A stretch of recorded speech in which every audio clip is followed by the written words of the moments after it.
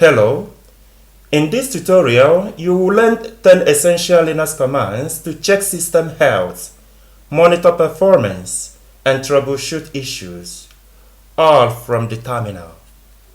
The first command we are going to learn is the command you use to identify the computer name on the network.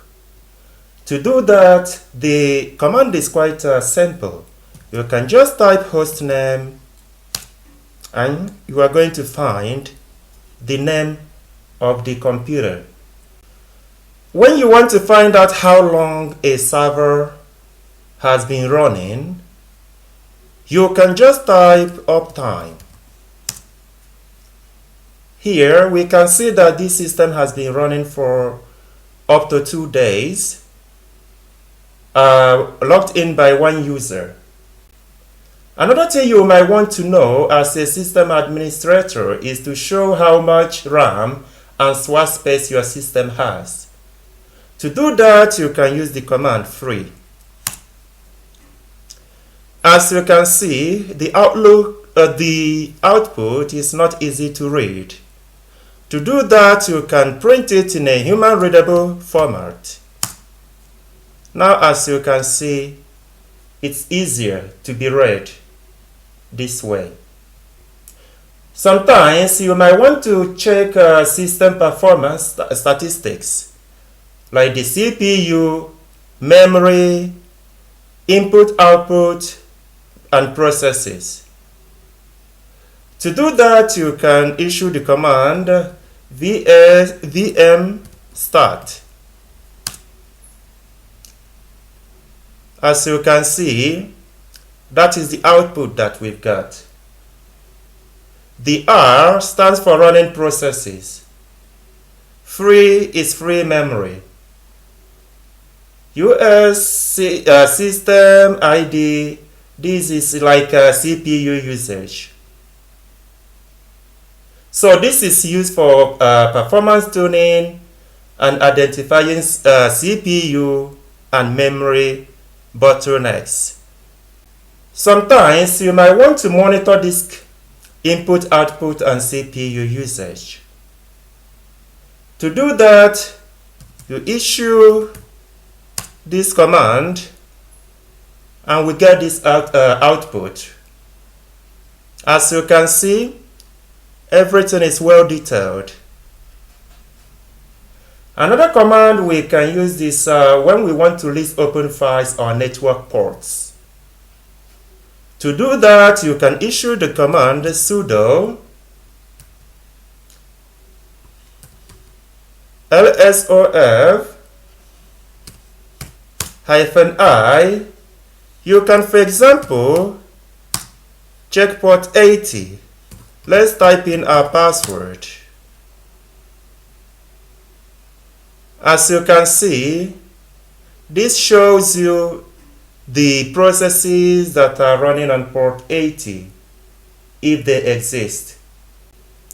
This command is important when you want to identify what port or what application or what service is using a specific file or port number. For example, you could issue the command 443 for instance. Then, if there are services that are using that port, it will be listed. If you are a system administrator, sometimes you might want to check system logs, for example, managed by systemd. To do that, you can issue command sudo Journalctl. When you issue this command, you are going to get a whole lot of logs. But you could narrow this down, for instance, with -xe. This will show you errors and detailed logs. This is perfect if you are troubleshooting system or service issues. Let's hit enter. So now we are looking at errors and detailed logs, which is necessary, very important for troubleshooting issues. Sometimes you want to check unauthorized logins, for instance.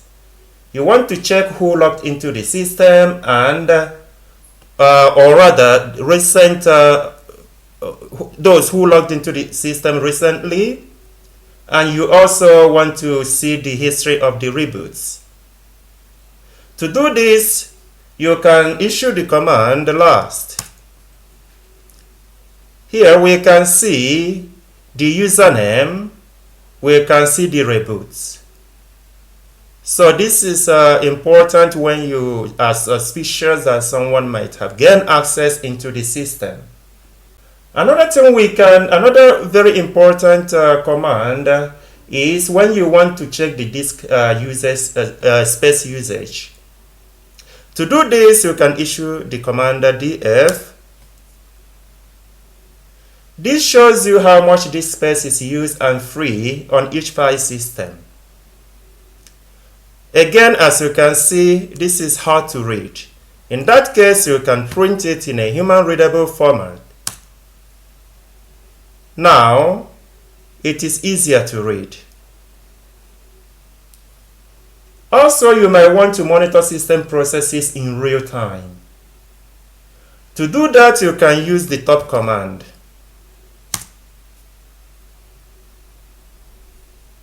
Here we can see the tasks available, about 327, the running ones, the sleeping ones, and stopped ones.